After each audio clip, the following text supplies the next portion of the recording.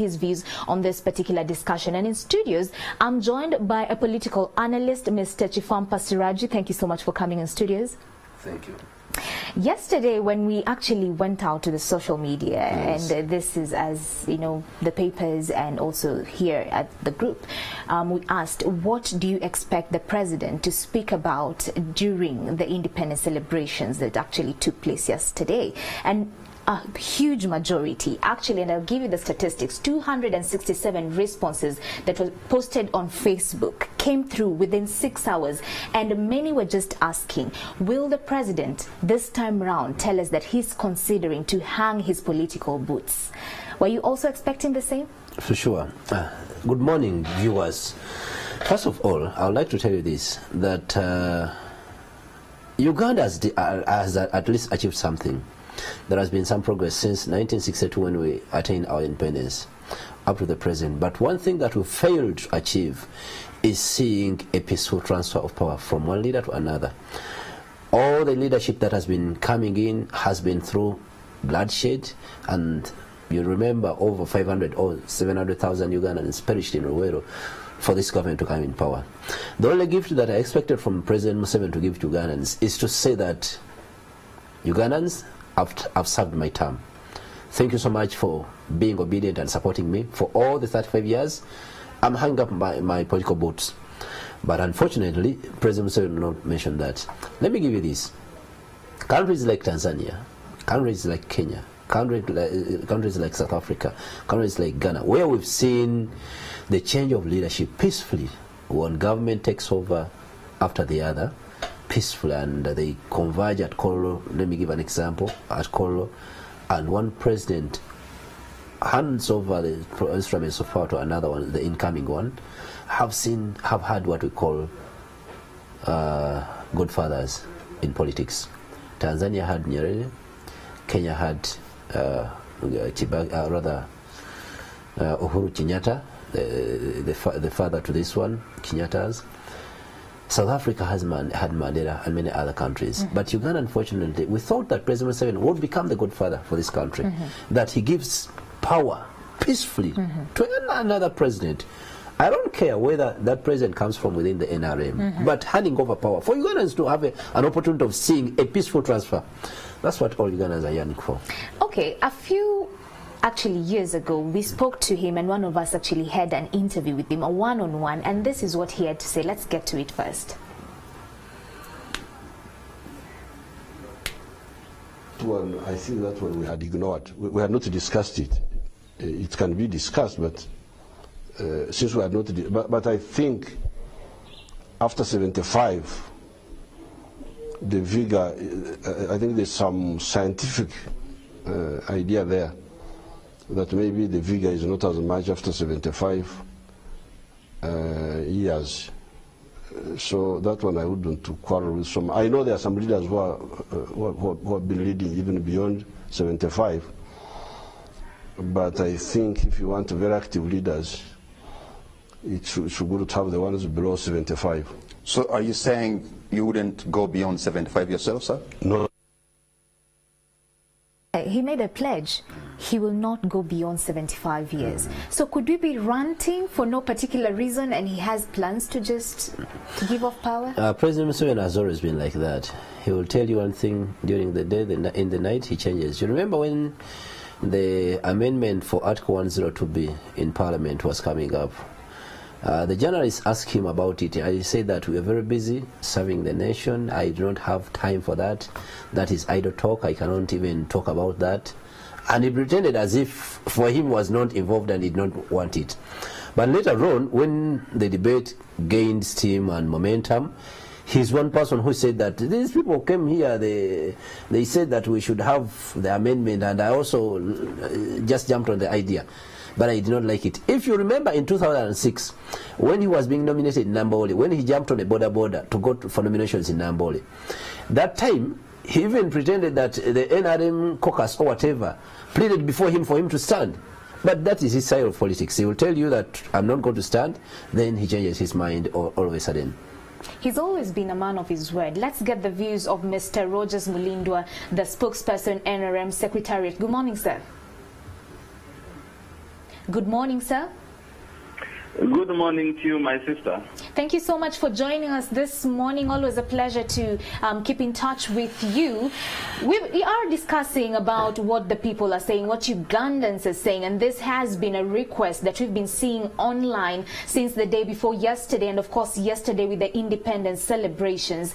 And what people are saying is that yesterday they expected the president to give off his view and actually his pledge that he actually made a few years ago on him hanging his political boots and letting the power to be held by someone different. As NRM, is this the discussion that maybe could be happening amongst yourselves?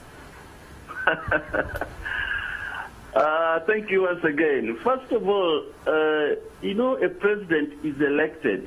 One does not become a president from the corridors of parliament, maybe from celebrations of independence or any other thing. You have to be elected, and you know, this is one way that the opposition is confessing that they have failed to convince Ugandans to give them support in an election. So they want us to sit on around the table and we start sharing the presidency. That maybe you take this time 5 years, maybe another time of 5 years, which I don't think will really work. What Ugandans should do, especially those in the opposition, I think they should go the Mugisha Muntu style.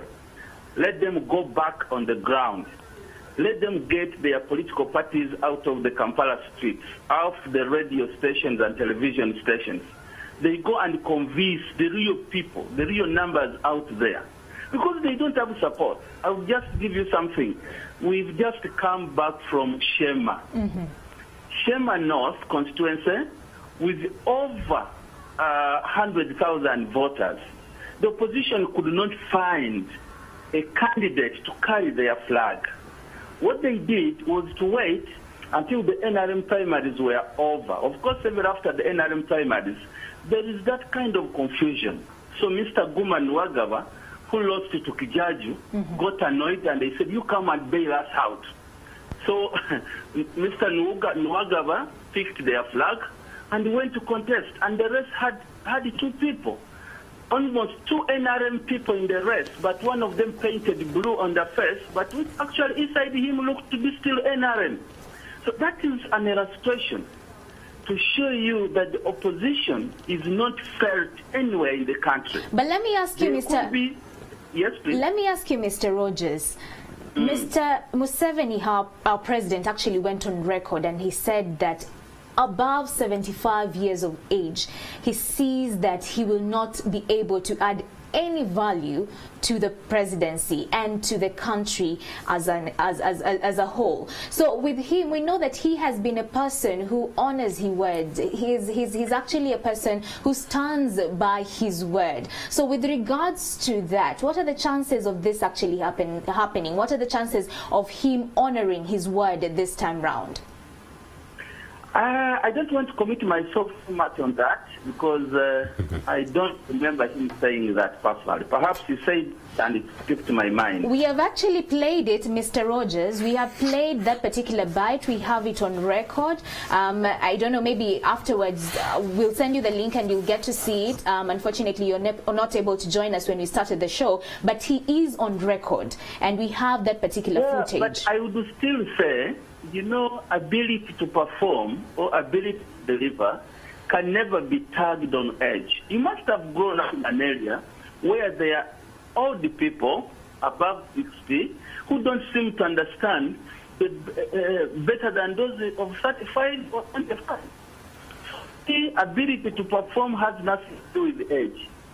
I would just look at the recent concluded L1 election. There are areas where they elected people of 29 years, and there are LOCs where they elected those of 80 years. So it is your character, the character in you, that will always attract people to choose you as a leader. Okay, thank you. And now that the Constitution was amended, yes, I think one thing every Ugandan would love to respect is the Constitution. If the Constitution is amended and you're not breaking any law in the Constitution, then there is no problem. Thank you so much. The issue is not Museveni, because people look at Museveni. Why can't Museveni do this? So even if Museveni leaves today, the opposition in Uganda is not ready to take this leadership. We shall still assume the leadership of the presidency until we organize them. Thank you so much, Mr. I don't see them being ready for the next 20 years. Okay, we hear you. Thank you so much, Mr. Rogers Mulindwa, for giving us your views on that particular topic. Do have yourself a blessed day. The opposition is not ready to take over leadership. Let me just make a few responses to what Mr. Rogers Mulindwa has said.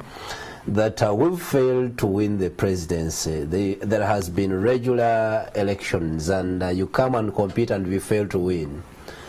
I would like to tell Mr. Mulindwa Rogers that patriotic leaders do not leave power because people no longer love them. I'm telling you, Nelson Mandela would stand for another term and people would vote for him. Likewise, Mwalimu Julius Nyerere would cling on power, and nobody would stop him from clinging on power. So, but because he knew that South Africa or Tanzania or any other democratic country is bigger than an individual, lived well long before he was even born, and will live well long even when he has left. So, President Museveni should think about this. Gaddafi did so many good things for Libya that Museveni will not even do. He even turned a desert into a green belt, digging rivers into the desert, provided electricity, water, jobs for everyone, building for whoever grows up and becomes independent.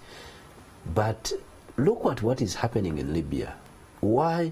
Because Libyans were not used to having another leader coming in. But let's be real. Let's face the issue as it is. We have been seeing opposition being disgruntled. FDC is undergoing a process of divorce. DP has issues internally. We actually saw the fracas happening in Masaka during the reunion, and they're having this reunion caravan actually underway, and for now it has been suspended somewhat as they investigate into what happened in Masaka. So clearly the opposition does not have its act together. So what will it take? And do you think now the citizens will hand over leadership and elect a people, an opposition that is fighting amongst itself instead of putting the act together? Can the citizens now trust opposition? Now what you're saying is similar to what Mr. Mulindwa was saying, that we go back on the ground, build structures and be prepared to take over leadership. President Museveni in 1980, he was never prepared at all. In fact, he did not have the structures that Mulindwa was talking about. An election was organized in 1980, which he participated and got only one member of parliament in the entire election. What he did was to realize that, in fact, there are clips that you will see them. The president was saying that, what do you do if all avenues of changing power peacefully are being closed? Then you go to the bush. So what I'm saying is that for us, today, the politics of going to the bush cannot work today. But what we suggest, that you will not say that in a modern autocrat like Uganda, where we are today, you tell people to go and organize. Even what you see in opposition political parties is organized somewhere in the government. The president said that by 2021 we will not have opposition in this country. So why don't you think that he's the one who is causing chaos in these political parties as well? Do you have evidence to that assumption? These assumptions, of course, we have to assume, but these are adding up, because if he says that 2021 will not have opposition, so this will be credible. So the other thing is that Mr. Mulindwa was saying that you go back on the ground. No, NRM cannot give us advice on how we're going to capture power, because the only thing they know is going to the bush, come and capture power forcefully. Had they gone through an election and they were elected, then I would consult them. But he has been, the president has been elected 5 times consecutively by the electorate. But do you know what? And the majority of the seats in parliament are being occupied by the ruling party. But do you know what it takes to compete with Museveni, the president? He owns the police, he owns the army, he owns the Bank of Uganda, he owns all the state apparatuses in his hands. He appoints the electoral commission, and he says that in one time I can fire them and hire other people. So what do you expect of that election? Let me ask you, so do you mean that the opposition will keep wallowing and wailing about the strength that the ruling party has instead of having clean and clear strategies of how they can woo the electorate? I'm telling you, strategies will always be there. But I'm telling you, one thing is that we just call on the president to be patriotic, to think of a Uganda after him. What legacy is he going to leave behind? That's what we're talking about. That's what most Ugandans expected him to talk about while delivering the independence speech in Chotela. That's what they expected of him to say. But for him, thinking that even the constitution has been, you know, President Museveni is one person who has never respected this constitution. And I heard Mr. Mlindo Rogers saying that Ugandans will respect the constitution. Who is going to respect the constitution when the president, the founder has not respected it? Let me ask you a question. If the president, His Excellency, Yoweri Kaguta Museveni, today stood and said that it's time, I'm going to honor my pledge. Of course, we have him on record, and I'm going to hand it over. Of course, the worry of many would be, who will he be handing over power to when the opposition is messed up? No, the thing is that the president is not obliged to organize the opposition. He's not obliged to have someone from the opposition come and take over power. No, but these are the clear and clean concerns of the citizens. But what he can do, what he has to do, is to mentor someone who will take over after him within the NRM. Because NRM, his party, he's the one who started the party, so he cannot hand over power to an opposition party, and that is how transitions have always been. In Tanzania, Mwalimu Julius Nyerere began the CCM, Chama cha Mapinduzi Party. You see all the people, the Mukapas, the Hassan Mwenyi, the Jakaya Chikwetes, the Magufulis are from one party, the CCM. Likewise, President Museveni can build or can mentor someone from the NRM. But what makes you think that he has not mentored someone? No. Signs will always be showing, but I'm telling you, if the Right Honorable Babas was taken the way how he was taken, I doubt. Let's talk about the opposition and them getting their act together. We've been seeing this struggle stemming from a point of individual. Individual pushes and individual, you know, desires to get to the next level. So as opposition, do you feel like you forming a coalition and supporting one presidential candidate come 2021 will give you more chances of getting power? That would be the ideal, that someone would think that the opposition should come together, have a joint candidate, rally behind him so that he can oust President Museveni, but it's not practical. I'm telling you, there are selfish interests. Even President Museveni has the capacity of planting in some people there to claim that they are also part of the opposition. And we know candidates that have been sponsored by the State House to come and vie for the presidency. And I'm telling you, that can never happen at one moment. There are individuals who think that they are the ones that are supposed to hold the flag for opposition. So that cannot happen. However, even being unorganized, like one of my colleagues told me, that you can be unorganized but not disorganized. That if FDC is organized as a party, DP is organized as a party, UPC is organized as a party, JEMA, where I belong, is organized as a party, you all front candidates. When these candidates can take a block vote, I'm telling you, you can fail President Museveni from getting the 50+1. Then you have a rerun where you can merge and become one party coalition. Then you were given a clean and clear advice, and this has been the advice coming from NRM throughout. We've been hosting quite a number of them, and they're saying that the opposition needs to stop wallowing and ranting and get down to the grassroots. And we actually saw, and this is evident in Kampala, whenever there are elections in Kampala, of course Kampala is pro-opposition, but outside Kampala, where the numbers are, it's NRM. Let me tell you. So, don't you think you need to heed to that particular advice and just form grassroots structures outside Kampala? Because the voters are not just in Kampala, a majority outside Kampala. And who will, Mara, who will allow you have those structures on ground? Who will? The NRM, you can build them as it demolishes them. You build them as they demolish them. Even President Museveni... Have you tried to build them? I'm telling you, the issue that is dividing the FDC is about structures. DP has got structures. JEMA has got structures in certain areas, so we cannot have a nationwide coverage because of the funds and the resources that are involved in the building of these structures. However, I'm telling you, President Museveni will not and cannot let you build those structures as is seated in... Let me ask you, when there's selfish interests, are you saying that that is also a fault of the president? It is. When we are having DP having two candidates fight over Masaka, is that the president to be blamed? It is as a result of the bad politics that has been created by President Museveni. That I can tell you. The bad politics that is here, which does not respect parties, that does not respect institutions, that does not respect structures. That's what we have to see. You cannot. Ms. Samlindo has told you. We cannot keep on blaming, of course, the presidency. Let's just agree. Opposition has to get its act together. Can't we agree that? No. No, I cannot agree with you. Keep your views Because coming. The hashtag is Morning at 10 TV. Let's keep it real. Once the president, let's assume, of course, we have him on record and we can play that as we come to a close, him pledging that come 75 years, he will not be in a position to add value to the presidency nor to the country. What's your view? Would you be comfortable now that we have a divided opposition? Keep your views coming, and how best can opposition put their act together and give us confidence that they are able to steer the country to the next level? That, of course, has been the discussion. Let's play that bite as we come to a close.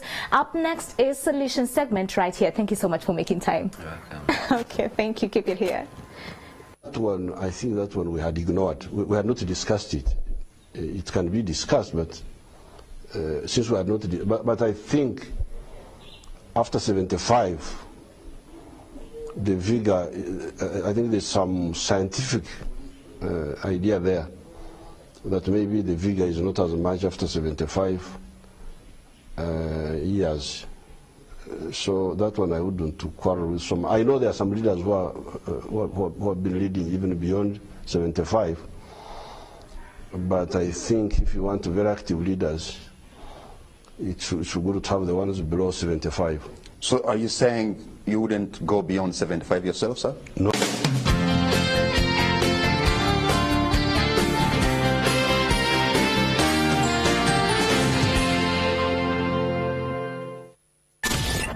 Amanya gange nze Mbiru Muhammad nga ntambulira mu baasi ndi musaabaze, naye ebiseera ebisinga baddereeva tugenda ne tubeera nga tubaliko tubanenya tukola tutya, naye ddala mu butuufu naffe abatambula abasala enguudo lumu twali tugenda saidi ze Kabaale, omusaabaze omutambuze n'ava eri, tutambuze be yava eri yajja Buzi kusala luguudo, bweva nga yatadduka nnyo n'alwana